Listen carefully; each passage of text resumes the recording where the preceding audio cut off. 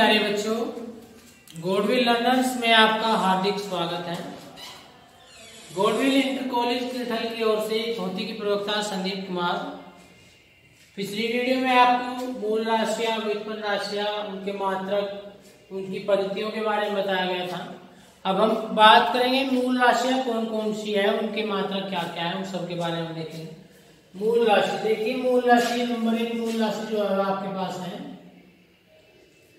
लंबाई, नंबर 2 द्रव्यमान, नंबर 3 समय, नंबर 4 धारा, नंबर 5 ताप और नंबर 6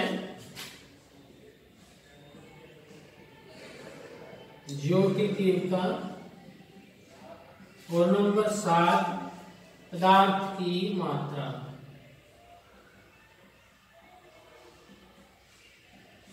देखिए, आपने 7 मूल राशियां पढ़ी।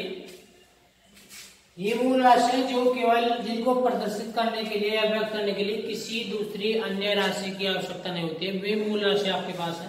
नंबर 1 लंबाई, द्रव्यमान, समय, धारा, ताप, ज्योति तीव्रता और पदार्थ की मात्रा।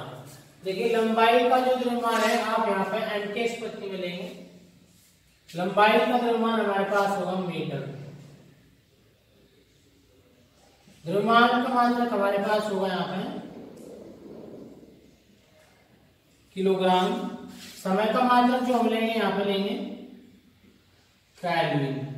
देखिए, आप नॉर्मल रूप से समय के 3 मात्रक पढ़ेंगे, लेकिन यहाँ पे फिजिक्स में हम केवल एक ही मात्रक यूज करेंगे, इसमें जहाँ पे जरूरत पड़ेगी केल्विन के। अगर अन्य दूसरे मात्रक मिल भी जाए तो आप पहले उसको इसमें ही कन्वर्ट कर लेंगे। धारा का मात्रक एम्पियर, इसके बाद ताप का मात्रक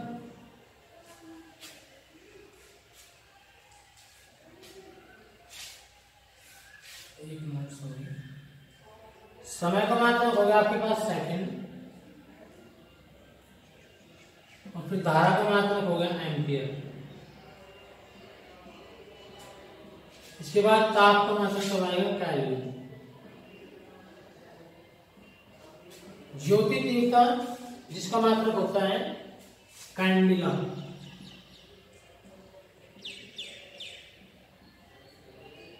और पदार्थ की मात्रा का मात्रक होता है मोल। तो ये हमारे पास 7 मूल राशि थी, उनके 7 मात्रक थे। इनको बहुत अच्छे से याद रखेंगे। बिल्कुल यहीं से स्टार्ट होंगे हमारी। अब मीटर क्या होता है, मीटर ध्यान से सुनेंगे भाई। कोई भी चीज है आपके पास तो उसको प्रदर्शित करने के लिए, समझाने के लिए, जहां से वो स्टार्ट हुई, कैसे मान लीजिए 1 मीटर है तो 1 मीटर को किसके बराबर लिया गया, ध्यान सुनेंगे। 1 मीटर वह मात्रक है, वह दूरी है जिसमें शुद्ध क्रिप्टन 86, जो क्रिप्टन 86 होता है आपके पास, उससे उत्सर्जित होने वाले नारंगी प्रकाश की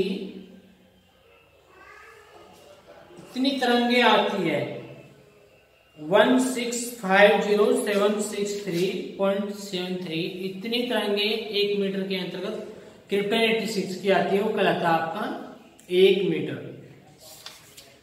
फिर इसी प्रकार आपके पास किलोग्राम है। किलोग्राम कैसे लिया गया, 1 किलोग्राम जो है वो पेरिस में रखे प्लेटिनम इरेडियम के एक विशेष टुकड़े का द्रव्यमान माना गया है, जो कि 1 किलोग्राम के समक्ष लिया गया है। 1 किलोग्राम माना गया उसको। 1 सेकंड वह समयांतराल लिया गया जो सीजियम 133 परमाणु को 919216311770 इतने कंपन करता है, वो कहलाता है आपका 1 सेकंड के इक्वल लिया गया। एम्पियर जो है धारा का मात्रक लिया गया, जो कि 2 तारों के बीच प्रति मीटर 2 तारों के बीच 2 × 10⁻⁷ न्यूटन का बल उत्पन्न करता है, वो कहलाता है आपका मात्रक एम्पियर। ऐसे केल्विन, केल्विन जो है वो एक जल के त्रिक बिंदु का उष्मागतिकीय ताप 1/273.16वां भाग है। कैंडिला आपका जो है वो ज्योति तीव्रता का मात्रक है जो कि प्लेटिनम के गलनांक के बराबर है। और मोल जो है आपका पदार्थ की मात्रा है। इससे अलग दो मात्रक और आपके पास जो कहलाते हैं आपके पूरक मात्रक। पूरक मात्रक क्या हो गया आपके पास?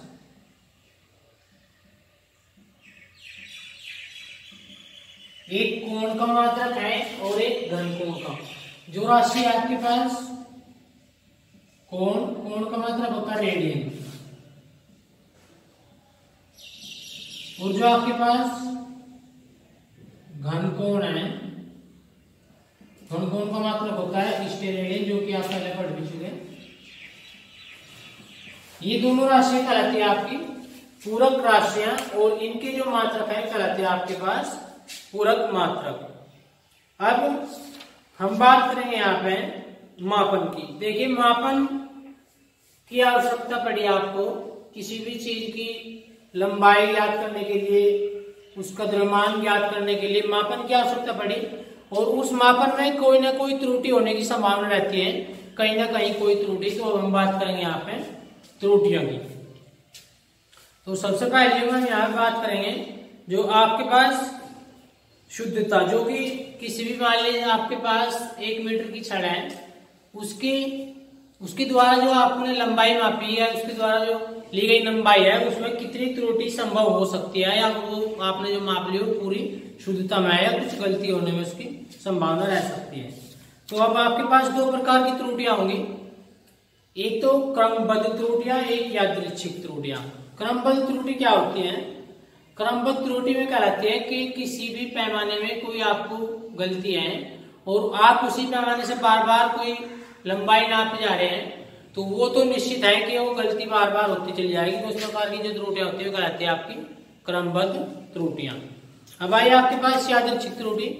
यादृच्छिक त्रुटियां जो कि कभी कभी गलती से हो जाती है, वे कहलाती है आपकी यादृच्छिक त्रुटियां। तो इस प्रकार अब हम अगली वीडियो में बात करेंगे त्रुटियां कितने प्रकार की होती है। निरपेक्ष त्रुटियां, फिर उनका सापेक्ष त्रुटि, प्रतिशत मान निकालना उनका, अधिकतम संभावित प्रतिशत त्रुटि, इन सब के बारे में बात करेंगे हम। तो जो अब तक आपको कार्य मिला इसको अच्छे से कंप्लीट कर लेंगे, साथ के साथ समझते रहेंगे, और अपने इस YouTube चैनल को अधिक से अधिक सब्सक्राइब करेंगे, लाइक करेंगे और बेल आइकन को दबाएंगे। धन्यवाद।